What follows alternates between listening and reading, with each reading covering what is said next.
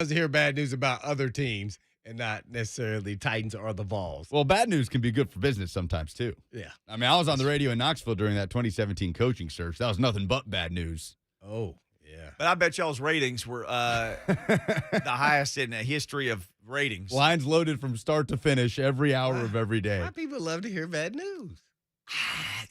Lucas, you're young. Why do people love bad? People like to be outraged, right? I mean, it's like when we do Titans Talk Back, right? Are the lines more loaded when the Titans had a really bad loss or with a comfortable win? They do. We're here a lot longer when they lose. Do they want to just be miserable? I mean, they want other people to be miserable because they're miserable?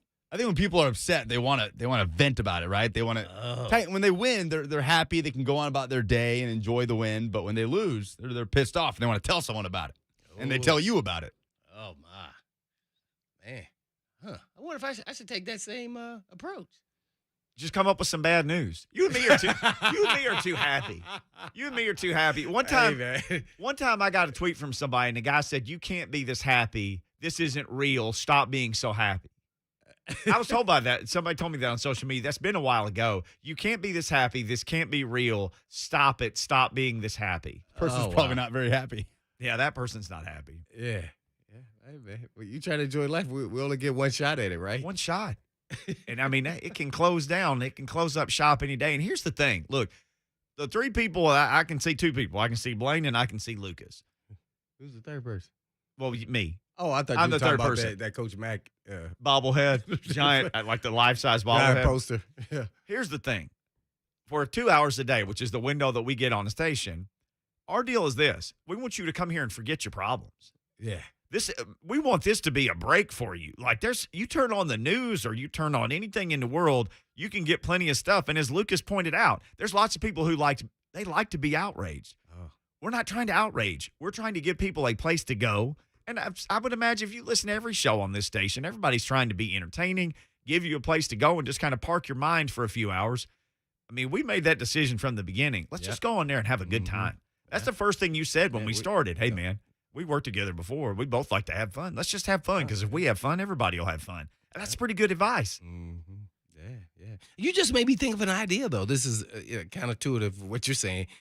When the news comes on, this the regular news on any channel, they should start letting callers able to look in on a stream or get to call in about anything that they're talking about. How about that? And you will see their ratings skyrocket. That's basically that's what we're doing on radio with calls or let alone on the streaming, and you can see everybody's comments and everything else. Right? They should, yeah. Mm-hmm. The news should start that. Like Feinbaum, but on CNN. Yes, exactly.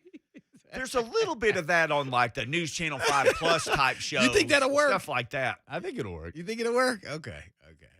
Hey, man, a news director at 6:30, instead of running a game show or whatever, say, okay, here's what we're going to do. We're going to do another 30 minutes, and you call in and take part in it. Yeah. We're going to tell you everything, give you the weather, give the sports guy a minute and a half or whatever you get. I used to be a TV sports guy. My time window got smaller and smaller. But, yeah, 6:30, here's what we're going to do. Then we open up the phones. Yeah. I used to do sports, too, with old Hope Hines and Steve Lehman. Oh, I remember that. Yeah. Now I'm trying to see, I need a computer in front of my face so I can see what everybody's saying about what we're talking about. But I don't have a computer in front of me, so I have to bring my laptop, I guess. Alex says, come here to escape your problems and hear. This is in his own TV chat. Come here to escape your problems and hear about the Titans instead! Exclamation mark. Then he says, and then the Titans' problems become my problems. Right. That's exactly it. I say good news. Here's the good news. Our buddy John Burton from News Channel 5 tweeted this out. Video of, and let me say this one. Johnny B. Burton, B. the swollest member of the media. He and Mike Organ, swole. Are they that swole? Oh, my gosh. Swole. Ooh, okay. Both of those guys are swole. Yeah. They got a lot of bench press. Oh, they are the kings of the media bench press. Both of those guys are swole. Tweeted out video of Julio Jones. What? That was a sighting? He was sighted. Exactly what you said. For 2 weeks. Wednesday. Today's Wednesday. Yeah, today. 2 weeks. 2 weeks. Man, they must be best buds. Okay. So if you're new to this show, so somebody told me a couple of weeks ago, actually 3 weeks ago, And I shared this the week that somebody told me this. Little birdie, little falcon birdie. This little falcon birdie said, "Hey, man, Coach said Julio was hurt, didn't play at the end of this game." And I said, "Yeah." And he goes, "He's going to be hurt." And I said, "Oh." And he's like, "Yeah. If you tell somebody they're hurt long enough, they're going to be hurt." He said, "He's going to be hurt. He's probably not going to play against the Jets because he's hurt." I said, "Oh, man." He said, "Yeah, probably going to be hurt when the Jags roll around too." I said, "Oh, man." He goes, "Yeah." He goes, "I bet that guy's going to be really well, though, when Monday Night Football comes on." I said, "Oh, okay." So, hey, man. No way. He told me 3 things. He told me, "Going to miss the Jets game." I'm going to, do we have a sound effect for, that got done? Anything? He said, "Going to miss the Jags game." He said he will be back to practice the following week. All 3 have been right. Hey, trifecta. Lucas, that was Johnny on the spot with the ding there. Yeah. The ding dong. Dang. Wow. Well, I think that's good for all us Titans fans, though, and people who support the Titans. So hopefully he'll stay healthy and do what he's paid to do, all those big bucks, and help us steal a win from the mighty Bills and Bills Mafia so we can shut them down. No tables. Do not bring any tables to the premises by the stadium, Titans fans, because Mafia will try to jump on them and break them. Bills Mafia. I'll just say this. If you own a table outlet, some guy comes in there in a Buffalo T-shirt, just say, "We're out." Right? If you the wholesale table store, bunch of people come in there in Bills clothes, just say, "Hey, man, sorry, credit card machine's down, and we're not taking cash right now." Bad Bills, man. Just don't sell them any tables. And they can't transport them on an airplane. How do they get tables when they get to a city? How do they fly to your city and buy a table? They just go to Walmart or Target or somewhere. I was going to say Kmart, but that doesn't exist anymore. Well, once you sell them the table, they can do whatever they want with it. It's about them they can do breaking whatever the they table want, before man. they buy can it. get them anywhere. Yeah. I don't know, man. Yeah. A lot of people are going to make some money selling their tickets to the Bills fans. And, hey, man, it's a capitalistic world that we live in. But holy cow, it'd be fun for that place to sound like it used to sound.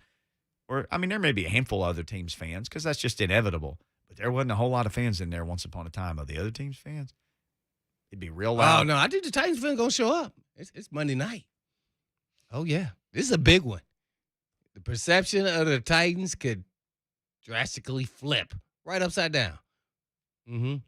Yep. All of a sudden, watch Tannehill get some time to throw the ball. Oh, then magic can happen with A.J. Brown, Julio Jones.